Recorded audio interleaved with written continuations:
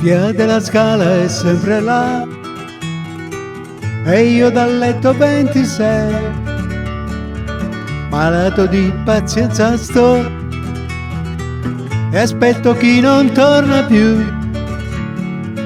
È un ragazzino magro che cantava sempre insieme a me e morì un giorno che non so e i suoi bei sogni mi lasciò.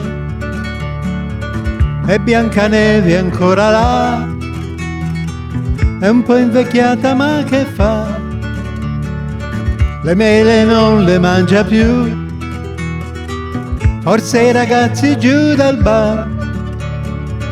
Ricordo tanto tempo fa, veniva a scuola insieme a me, la guerra già non c'era più e poi non c'eri neanche tu. La brillantina e via così, si incominciava il lunedì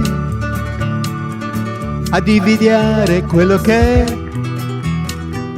aveva un libro da studiare.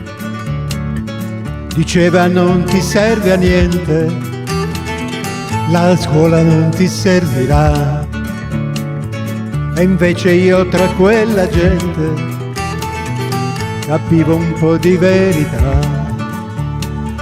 La marijuana ti fa male, il Chianti ammazza l'anemia, i miei compagni li ho lasciati, ho preferito andare via, così ho comprato un giradischi, uno di quelli che non va, per non dar noia a quel vicino che non riesce a riposare.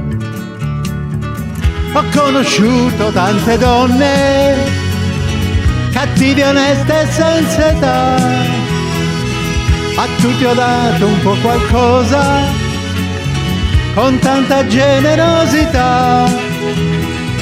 A lei mia madre i dispiaceri, mentre a mia moglie dei bambini, al primo amore i sentimenti, i baci e l'acne giovanile.